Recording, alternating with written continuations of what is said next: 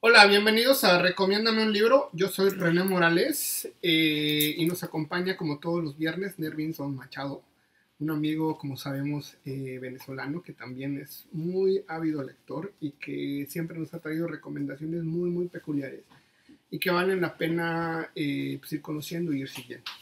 Pero bueno, el día de hoy vamos a hablar de un género muy peculiar que de repente está muy de moda y de repente no, pero que siempre ha tenido este como mundo en el que hay grandes biografías en las que valen muchísimo la pena ir conociendo, tanto escritas por el mismo autor, estas autobiografías, y biografías escritas por otras personas que de repente se dedican a investigar y a conocer, como el caso de I Claudius o Yo Claudio de Robert Grape, que seguramente es una de las mejores biografías de la antigüedad.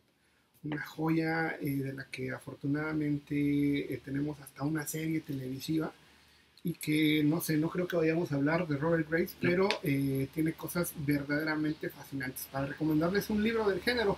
Pero bueno, como todos los viernes, pues le doy la palabra primero a Nervinson Machado, que seguramente nos trae tres libros muy interesantes. Sí, bueno, en este caso de las autobiografías o dietario, como en algún momento se le llamó también literariamente, hay cosas muy interesantes. Primero, porque muchas veces se dice que no hay novela que de alguna manera escape completamente a la biografía de su autor. Siempre hay muchos matices, por supuesto, pero está esta creencia. Y de alguna manera desde hace un tiempo, yo creo que el siglo XX sobre todo, XIX y XX, porque el XIX se caracterizó por libros de viaje, sobre todo estas autobiografías se dieron más en crónicas de viaje, pero el siglo XX y ahora el XXI se ha caracterizado por una literatura de no ficción, ¿no? Y sobre Claro. todo con esta parte de los diarios. Yo voy a empezar con una anécdota muy particular de un escritor que a mí me gusta mucho, polaco, se llama Witold Gombrowicz, se llama Los diarios en Argentina, desde 1953 hasta 1969. Gombrowicz fue un escritor que en Polonia ya había publicado en este caso dos libros, Ferdi Durker en el momento de que llega a Argentina y en este caso un libro de cuentos. ¿Qué pasa cuando llega a Argentina? Estalla la Segunda Guerra Mundial y Gombrowicz queda de alguna manera atrapado en Argentina. Sabe que no puede regresar a Europa con todo el conflicto que hay, pero es una persona que no habla español en ese momento, que de alguna manera tiene una obra publicada interesantísima, pero que en Argentina es un completo desconocido. Obviamente estamos hablando de una persona que tuvo que sufrir mucho hambre, tuvo que valérsela como pudo para salir adelante. Hay una novela incluso que se llama Respiración Artificial de Ricardo Piglia, donde él aparece como personaje, pero no se llama Witold Gombrowicz, ¿no? Pero en este caso, este diario es interesantísimo porque de alguna manera renueva la capacidad de escritura. Incluso el diario empieza de una manera muy básica, pero nos dice ya mucho, ¿no? Que es así como que lunes yo, martes yo, miércoles yo, y así se va completamente toda la semana hasta que viene todo este despliegue reflexivo, irónico. Era una persona que desconfiaba mucho de Borges. Hay una anécdota que cuando ya se logra ir de Argentina, desde el barco le grita a todo el mundo, maten a Borges, ¿no? Porque él decía de una manera muy irónica que sospechaba bastante erudición en una sola persona. Pero bueno, puntos de vista. Otro detalle que a mí me parece interesante dentro de los diarios es su capacidad reflexiva sobre filosofía, sobre poesía. No era una persona que le agradara mucho la poesía, pero dentro de su crítica hay cosas interesantes también. Desde Argentina empezó a trabajar también con Ernesto Sábato, con un grupo de escritores que lo ayudan a traducir su obra, hasta que, bueno, se convierte en el gran escritor que hoy en día todos conocemos. Difícilmente uno puede ver un escritor que se asemeje a lo que hizo Gombrowicz. Es una literatura de alguna manera que juega con lo absurdo, que juega con lo grotesco, y sus diarios no dejan de ser distintos en esto, ¿no? Esta capacidad de mostrarse de una manera repulsiva como estrategia literaria, pero que a partir de eso vamos a analizar. Yo siempre he dicho que, por ejemplo, las autobiografías de los escritores son como tener cursos completos de narrativa. Me acuerdo una vez un amigo, Carlos Velázquez, que me dijo, ¿no? Aprendo más de literatura leyendo a Gombrowicz que yendo a la universidad, y creo que hasta el día de hoy yo también mantengo una postura similar. Bueno, primera recomendación, esto. El diario de Witold Gombrowicz, del 53-69, publicado por Seix Barral. Bueno, me toca a mí. Yo les voy a recomendar un libro que particularmente me gusta muchísimo. Se llama Calígula, de Gore Vidal y William Howard. Y yo lo leí pues cuando entré a la preparatoria, cuando tenía 15 o 16 años. Y fue muy peculiar porque, bueno, entrando como en el mundo de la cultura grecolatina, tendríamos que saber que Calígula es un descendiente, un emperador de la casa Julio Claudiana. Seguramente es el cuarto emperador o el tercero de esa casa. Y pues tiene la peculiaridad de que pues, prácticamente enloqueció y gobernaba prácticamente todo el mundo conocido. Y entonces pues cometió excesos brutales, como declarar que su caballo iba a ser gobernador de Siria, hizo una guerra en contra del imperio británico, de la Britania antigua, y terminó pagándoles con conchas a los soldados. Hizo prácticamente de todo. Originalmente, como todos sabemos, de las biografías de los Césares, hay un libro que se llama Los 12 Césares de Suetonio, que es una joya. Para conocer la historia romana es impresionante, pero cuando le dedica un capítulo dedicado exclusivamente a Calígula, hay una frase impresionante que dice: hasta aquí he hablado de un príncipe, de ahora en adelante les voy a hablar de un demonio. Y prácticamente lo que hace Gore Vidal y lo que hace los autores es recuperar gran parte pues de esta historia de los excesos de los emperadores romanos, y hablan fundamentalmente de pues, cómo no les temblaba la mano para gastar miles de millones de denarios en construir cosas alocadísimas y ese tipo de cosas. Entonces es una biografía como para conocer los excesos del imperio romano, para conocer las locuras de prácticamente un emperador. Y hay una cosa muy peculiar, Tinto Brass, que es un director de cine italiano que hace películas, digamos, eróticas, hizo una versión de este libro donde actúa Malcolm McDowell, que es el actor principal de La Naranja Mecánica, haciendo el papel de Calígula, y es impresionante. Tanto el libro como la película valen muchísimo la pena. Se publicaron los dos en los años 70 y sí, es muy muy extraño, vale mucho la pena darle una revisada al libro.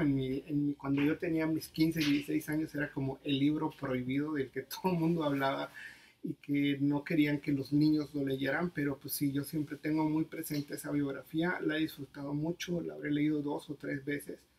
Y pues sí, creo que es una buena biografía, bien hecha, y que nos habla muy bien de una época y que nos define muy bien pues, la manera en que se pensaba en el mundo romano.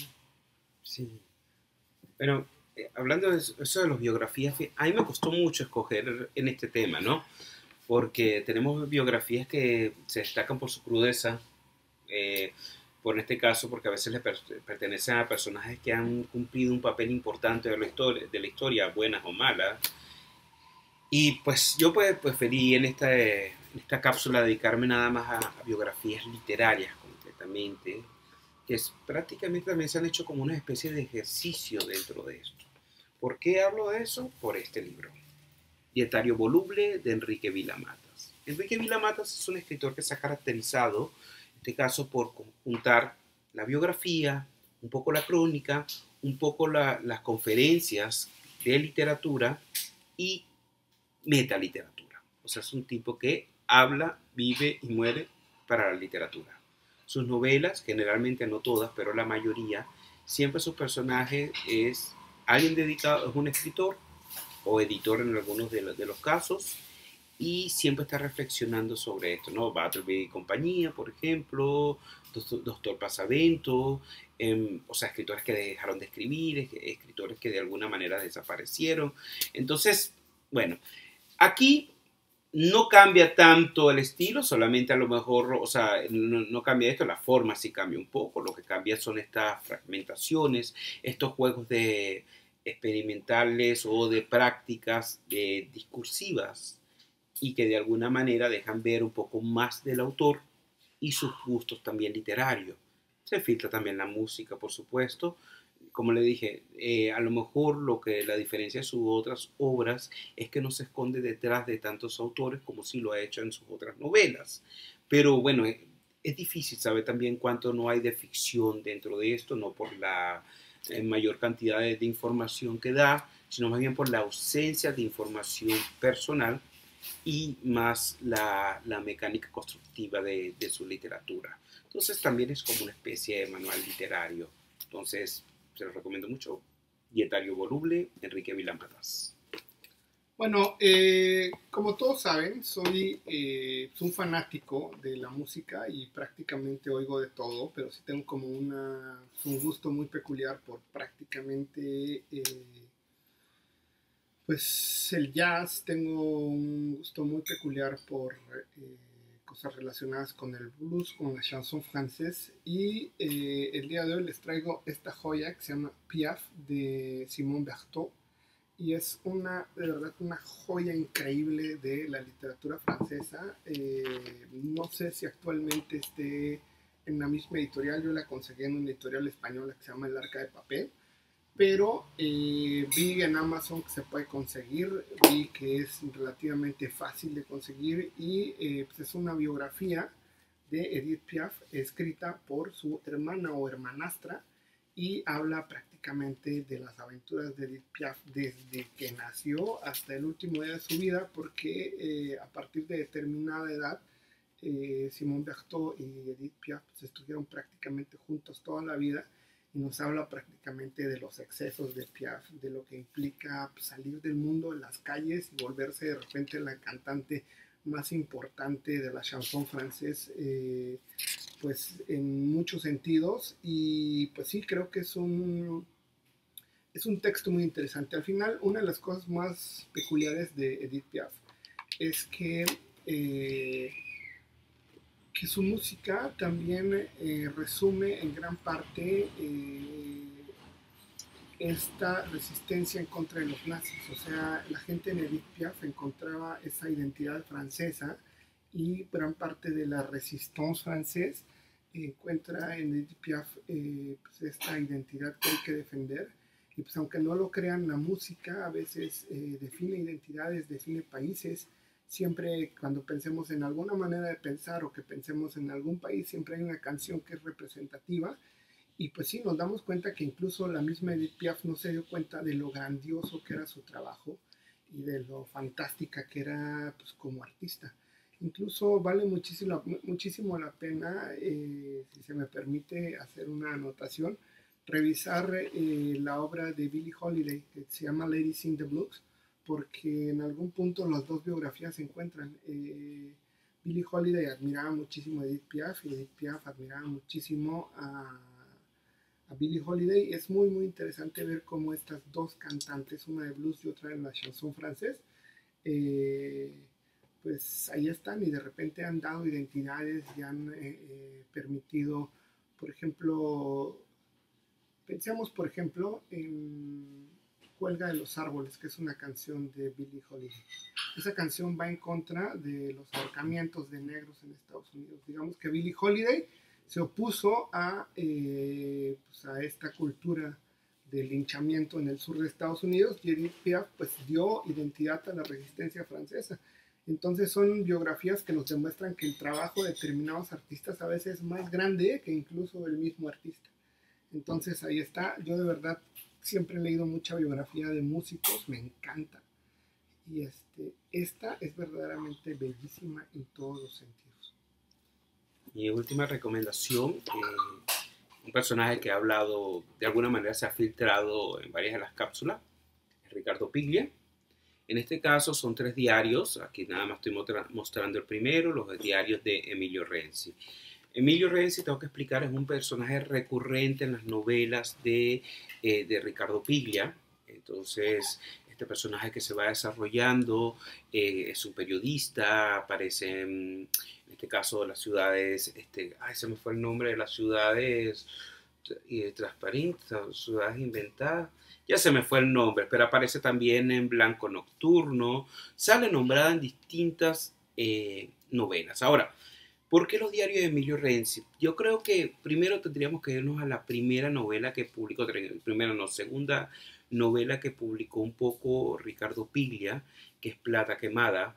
Ahí vemos cómo en un mismo párrafo se van fusionando distintas voces, ¿no? De repente está el psicólogo analizando, el forense analizando, el policía, lo que dicen los diarios, las voces, entonces se van entremezclando hasta darnos de ahí una conclusión o una dialéctica, vamos a decirlo de esta manera, se construye una dialéctica que nos permite entender qué es lo que está pasando, no, no solamente en acción, sino en ideas. Ricardo Piglia construye esto donde hay algo similar. La voz de su personaje, llamado Emilio Renzi, que es un alter ego de él, de hecho se llamaba Ricardo Emilio Piglia Renzi, curiosamente también. Entonces, de alguna manera fusiona todas estas voces y aquí se va desplegando. Estos diarios empiezan a escribirse en 1957. Si no me equivoco, no estoy tan seguro, se publicó en vida. Cuando él estaba en vida, nada más este primero, los otros dos salieron póstumo. Él nos habla de que tiene muchos cuadernos, que tenía muchos cuadernos y hizo toda esta selección, ya lo dejó listo y bueno, lamentablemente la enfermedad le gana, ¿no? Aquí también pasa algo que yo hablaba sobre Gombrowicz, sobre Vila Mata, que es esta capacidad de estar analizando, en este caso literatura. Ricardo Piglia, aunque él decía que era un escritor muy lento, que escribía nada más una página al día, lo cual a mí me parece muchísimo, también tenía esa cualidad que estaba al tanto de lo que era historia, de lo que era filosofía, de lo que era literatura, y empieza a analizar a toda su generación, empieza a hablar de todos estos problemas económicos que está teniendo, cómo hace para salir adelante. Una de las cosas que me llamó la atención era que él empieza a reflexionar que veía hacia dónde iba la literatura de su época y no se identificaba y decía, yo no quiero hacer lo mismo. Y no era que a lo mejor que quería hacer lo contrario como tal, sino simplemente no le parecía la forma adecuada y fue construyendo su propio camino. Costó un poco de que fuera reconocido, pero bueno, en su momento ya. Hoy en día es difícil decir que Ricardo Piglia no es uno de los grandes escritores latinoamericanos, esto que le vamos a llamar después del post-boom, donde a lo mejor vamos a poner a Belatín, a Bolaño, a una serie de escritores más, ¿no? Incluso que entraría gente que en un momento no fue tomado tan en cuenta, que era un poco más grandecita, pero que también tenía una calidad impresionante. El mexicano Sergio Pitor, por ejemplo, que siempre ha sido esta cuestión de un gran escritor, pero que quedaba a un lado, ¿no? Respetaba nada más dentro de ciertas zonas. Y Enrique Vilamata lo rescata mucho, por cierto, pero que también lo metería con Ricardo Piglia en esta parte de estos escritores que en algún momento pasan desapercibidos y que después entran con una contundencia increíble. Entonces, bueno, los tres diarios de Ricardo Piglia, en este caso los diarios de Emilio Renzi, insisto, autobiografía que realmente vale la pena leer. Y en sí, las novelas de él. Bueno, para terminar, me toca a mí, como si esto fuera un juego. Vamos a hablar de Vidas Imaginarias de Marcel Schock. Es un texto muy, muy peculiar que a mí me parece bellísimo. Y no es una autobiografía, sino una biografía inventada a partir de una serie de personajes de los cuales nada más sabemos sus nombres. Y entonces, pues Marcel Schock, que es en parte, yo lo conocí porque cuando hice mi tesis sobre la influencia de Joyce en México, lo conocí porque resulta que fue uno de los grandes promotores de la poesía en prosa.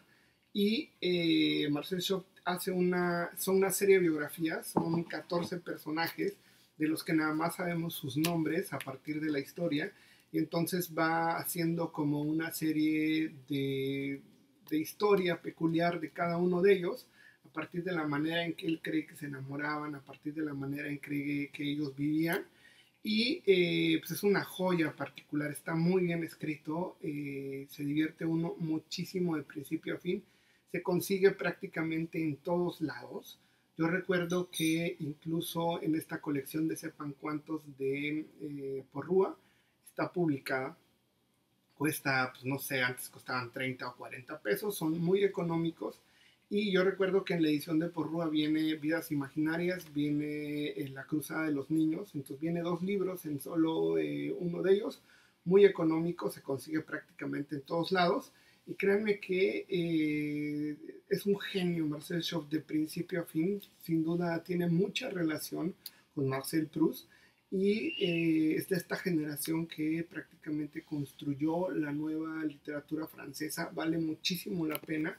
Y estas biografías no tienen pierde, de principio a fin escritas muy, muy bien hechas.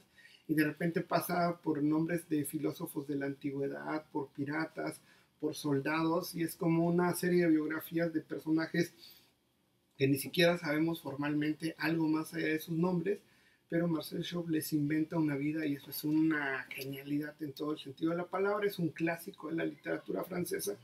Y pues sí, ahí está, ya hemos llegado prácticamente al final de estas recomendaciones. Llegamos a los 6 libros, están 6 libros sobre la mesa, 6 libros de biografías. Yo siempre creo que me he caracterizado porque leo mucho europeo. Nervinson tiene una peculiaridad de recomendarnos autores muy ligados con el boom, muy ligados con estas editoriales muy sudamericanas. Y pues nada, creo que es una muy buena recomendación. Creo que dejar 6 libros sobre la mesa, 6 biografías, 6 libros sobre biografías o autobiografías muy, muy interesantes, pues nos dejan la posibilidad pues, de sumergirnos en el mundo de la lectura. Pero bueno, me gustaría que me comentara qué es lo que piensa, conoce a los autores, conoce los libros, a algunos se le antojó, a algún otro no, díganos si los va a leer, sí o no, o podría recomendarnos alguna otra autobiografía o biografía que nosotros no conozcamos, y si ya llegó a este punto del video, por favor, regáleme un like con la manita hacia arriba si le gustó lo que estamos diciendo, con la manita hacia abajo si no le gustó, y si no está suscrito al canal, lo único que tiene que hacer es aplastar un botoncito que está por ahí que dice suscribirse, al lado de una campanita también aplástela. Y lo único que va a pasar es que ahora que hacemos videos de lunes a viernes, pues todos los días le van a llegar una recomendación de algún libro que vale la pena conocer según nuestros criterios, que tampoco somos maestros. Somos, como le he dicho a Nervinson, especialistas en todo y nada al mismo tiempo. Pero bueno, esta es nuestra humilde opinión y sin más por el momento, nos vemos en el próximo video.